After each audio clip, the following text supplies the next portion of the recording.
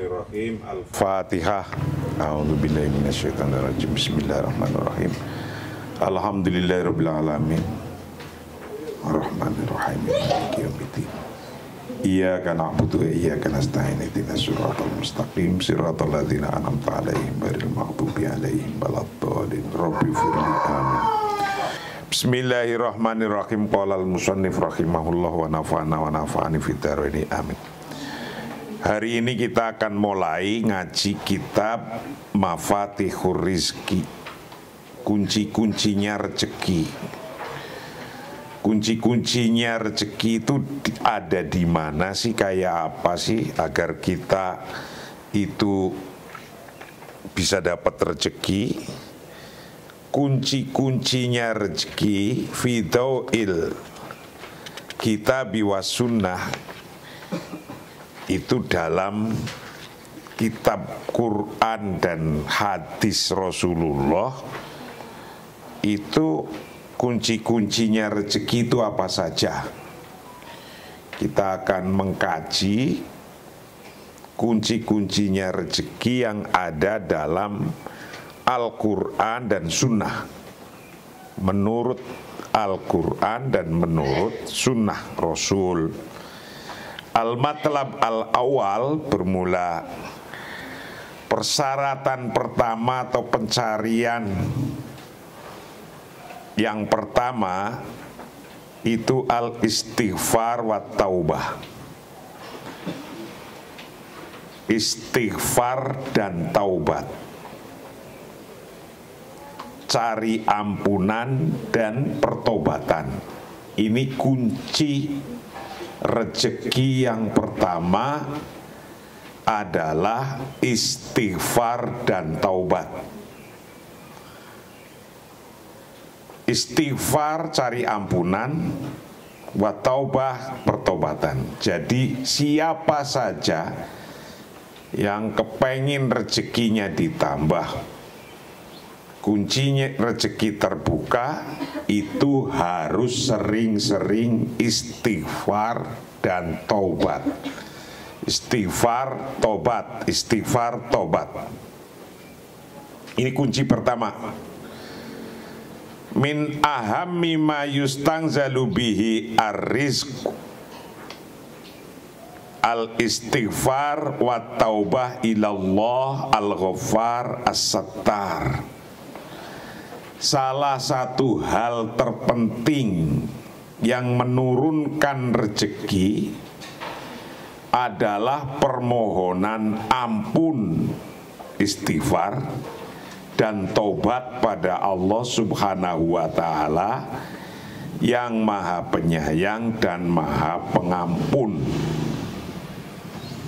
Min ahamima, dari salah satu hal yang terpenting, yustangzalu, yang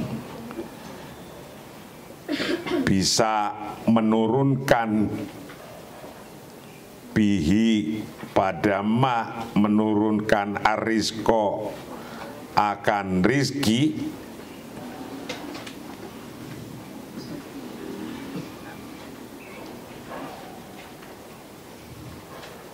al-istighfar, bermula istighfar, wa taubatu dan taubat. Jadi salah satu hal terpenting yang bisa menurunkan rezeki adalah minta ampunan, istighfar, astaghfirullahaladzim, wa taubat dan taubat ilallahi pada Allah Ta'ala, al-ghaffar yang maha pengampun, as-sattar dan yang maha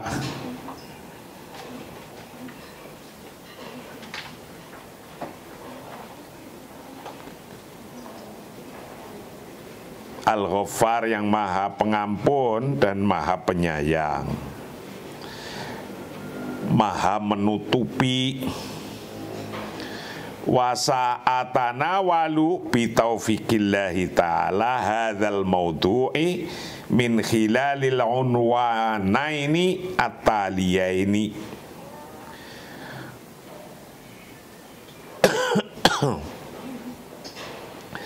saya akan membahas, sayanya penulis kitab ini, saya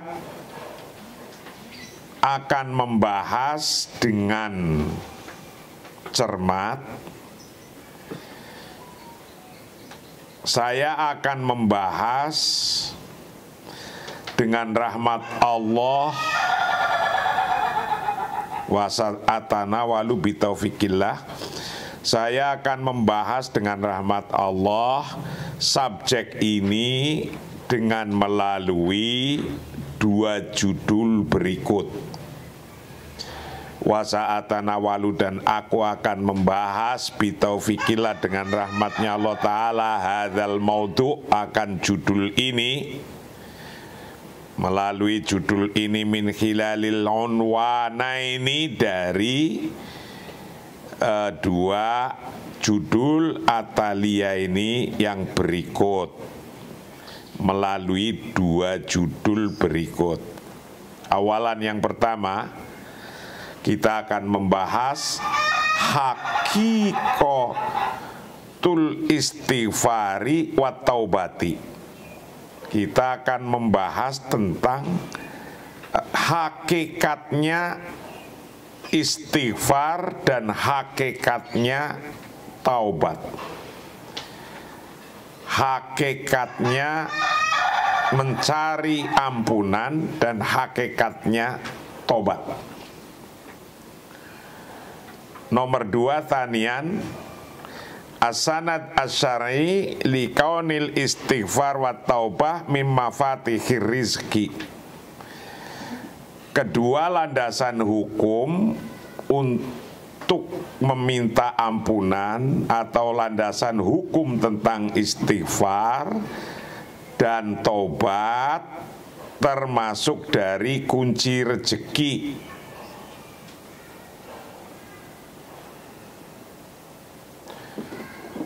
Tanian yang kedua, as-sanad asy-syar'i, landasan hukum likaunil istighfar likaunil istighfar, keberadaan istighfar wa taubah dan taubat, itu min mafatihir rizki, dari atau menjadi kunci-kunci rezeki. Jadi penulis kitab ini akan menjelaskan 2 judul berikut tentang istighfar dan taubat. Yang pertama akan menjelaskan tentang hakikatnya istighfar dan taubat yang menjadi kuncinya rezeki. Astagfirullahaladzim, astagfirullahaladzim, astagfirullahaladzim itu akan menurunkan rezeki. Itu apa ya, istighfar yang kayak gitu saja atau istighfar yang kayak apa? Yang kedua, penulis kitab ini akan menyampaikan tentang landasan hukumnya, menurut landasan hukumnya istighfar dan taubat sebagai kuncinya rezeki. As-sanad asy-syar'i, landasan hukum likaunil istighfar, karena keberadaannya istighfar wa taubati dan taubat mim mafatihir rizki, dari kuncinya rezeki.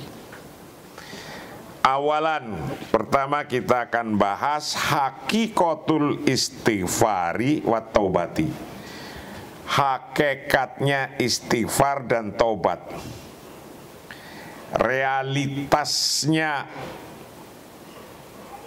pencari ampunan dan tobat. Ya rokathiru minan nas annal istighfar wa taubata huma bil lisani wahdah. Banyak orang beranggapan bahwa pencari ampunan, istighfar dan tobat hanya dengan lidahnya saja. Orang-orang banyak mengira istighfar bisa menurunkan rezeki, itu memaknai istighfarnya hanya dengan mulut saja. Ya roh, beranggapan siapa kasirun banyak minan nasi dari manusia, bahwa anal istighfar sesungguhnya istighfar wa taubat dan taubat, huma bermula kedua-duanya istighfar dan taubat itu bilisani hanya dengan lisan wahdahu ya sendirinya lisan. Yaqulu berkata siapa hadum salah satunya mereka, astaghfirullah wa atubu ilaih, astaghfirullahaladzim wa atubu ilaih. Banyak orang beranggapan bahwa istighfar dan tobat hanya dengan mulut saja, yaitu hanya dengan mengucapkan astaghfirullahaladzim wa atubu ilaih. Kebanyakan orang beranggapan begitu. Wala yujad hadhil kalimat atharun fil qalbi. Wala yujad hadhil kalimat atharun fil qalbi.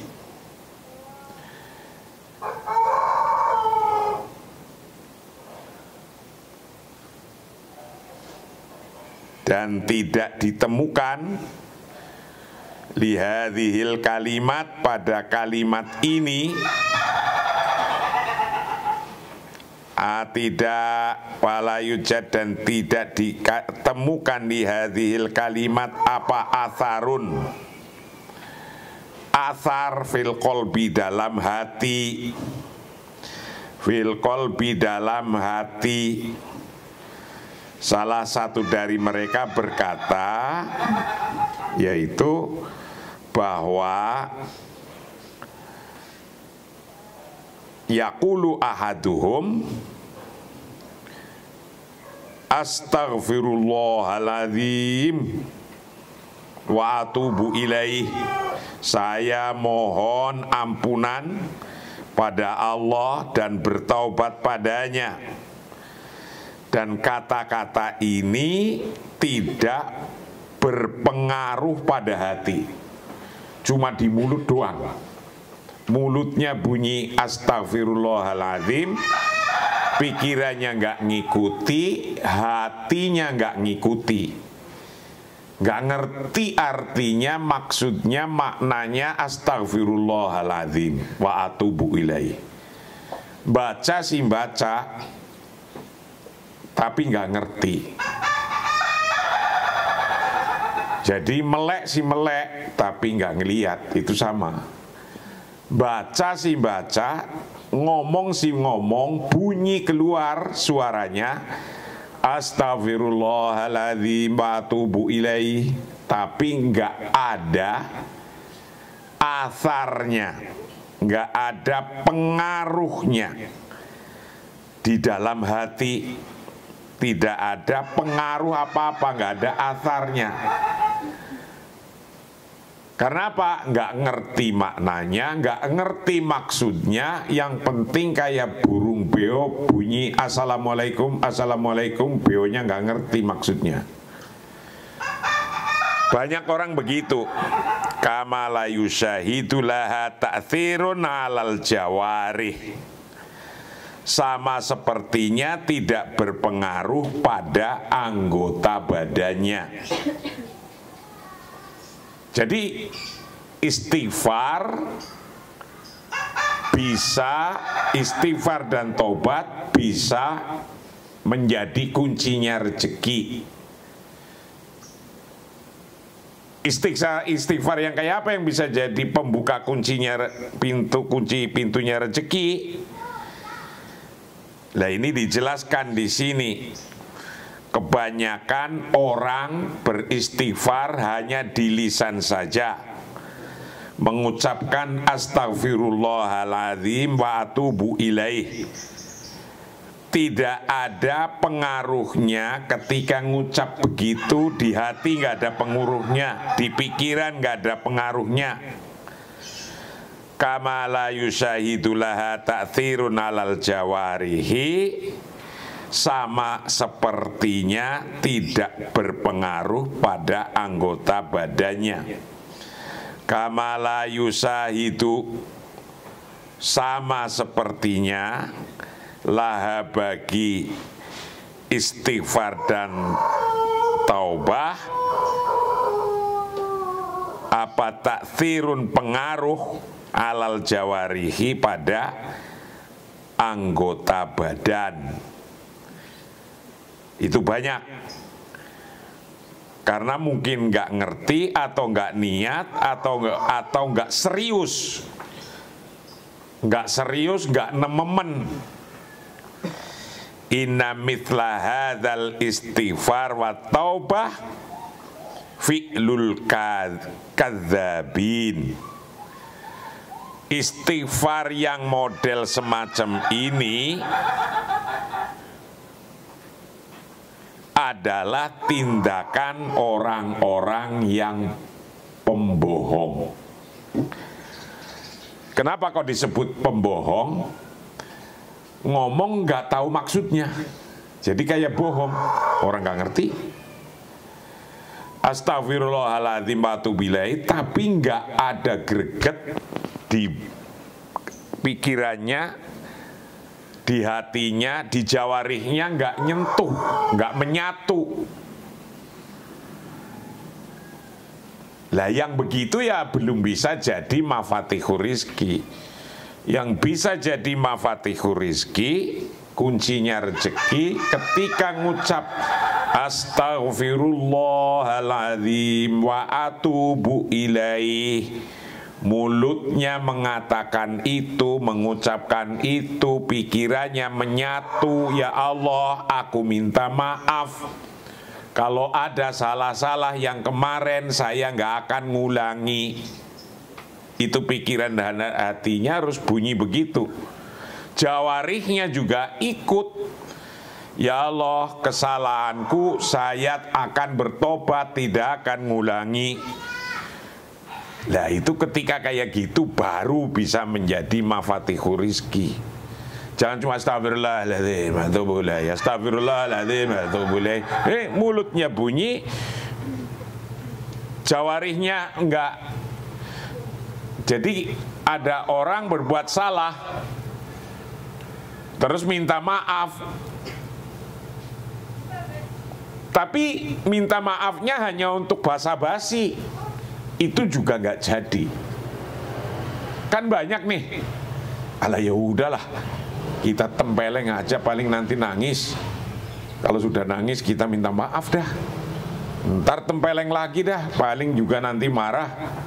Kita ambil aja itu sandalnya, paling nanti juga marah, nanti kita minta maaf. Lah itu yang banyak itu kayak gitu itu. Mulutnya minta maaf, tangannya masih mencuri. Mulutnya minta maaf, minta ampunan, minta tobat, mulutnya perilakunya masih melakukan kejahatan. Nah, kalau mulutnya sudah minta ampunan, perilakunya harus ikut, jangan melakukan kejahatan. Inna misla hadzal istighfar, sesungguhnya istighfar semacam ini, wa taubah, dan sesungguhnya taubah semacam ini, tu fi'lul kadzabin, kerjaannya orang-orang pembohong. Bayana, menjelaskan siapa ulama, para ulama, jazahumullah, mudah-mudahan Allah membalas pada mereka ta'ala mahlur siapa Allah anna dari kita khairul jazakan, sebaik-baiknya balasan. Hak hakikatul istighfar wa taubah. Hakikatul istighfar wa taubah menjelaskan akan hakikatnya istighfar dan hakikatnya taubah. Hakikatnya istighfar dan hakikatnya taubat. Ulama-ulama menjelaskan hakikatnya istighfar dan taubat. Fa'ala sabilil mithal qala al-imam ar-Raghib al-Asfahani at-taubatu fi syar'i tarku dzambi liqabhihi wa nadamu ala ma farata minhu wal azmu ala tarkil muawadati wa tadaruku ma amkanahu ayyudroka minal a'mali bil i'adati fama tajtama'at hadhil arba' faqad kamula syara'itut taubati. Para imam menjelaskan tentang istighfar dan tobat. Fa'ala sabilil misal, contohnya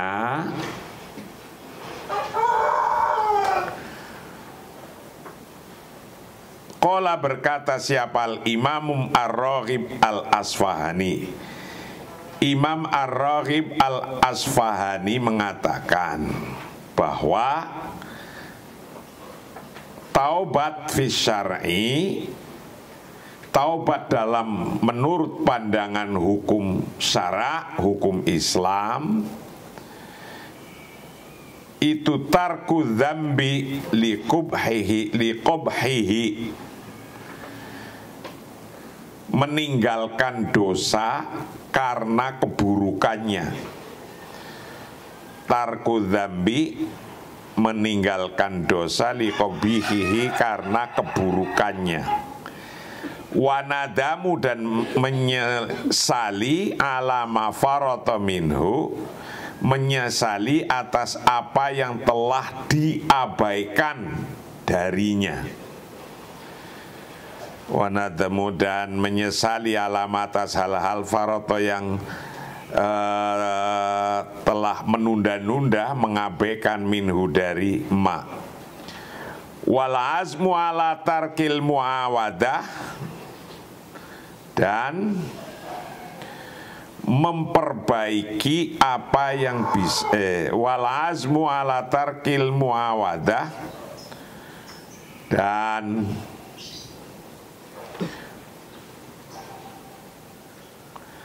bertekad untuk tidak mengulanginya. Wal azmu ala tarkil muawadah, dan bertekad untuk tidak mengulanginya. Wal azmu, dan meyakini, bertekad, ala tarkil muawadati, untuk tidak mengulanginya. Wa tadaruku ma amkanahu, dan memperbaiki apa yang bisa diperbaiki, ma'amkanuhu, ayutadaroka, untuk diperbaiki, minal a'mali, dari beberapa pekerjaan-pekerjaan, bil i'adati, dengan pengulangan. Jadi fama tajtama'at, ketika berkumpul apa hadhil arba, keempat ini, faqad kamula, maka telah sempurna apa syara itu taubati, syaratnya tobat, syaratnya tobat. Jadi para imam, para ulama telah menjelaskan tentang istighfar dan taubat. Sebagaimana Imam Ar-Raghib Al-Asfahani menjelaskan, taubat menurut syara hukum Allah adalah tarku dzambi liqabhihi, yaitu meninggalkan dosa karena jeleknya dosa itu.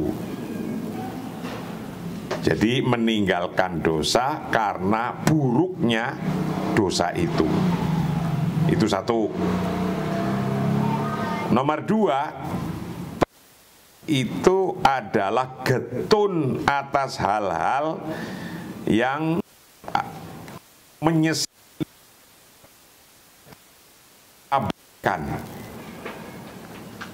Anda sudah menyesali apa saja, sudah mengabaikan saja perintah-perintah Allah, mengabaikan sholat, mengabaikan puasa, mengabaikan kebaikan kepada orang tua, mengabaikan itu ketika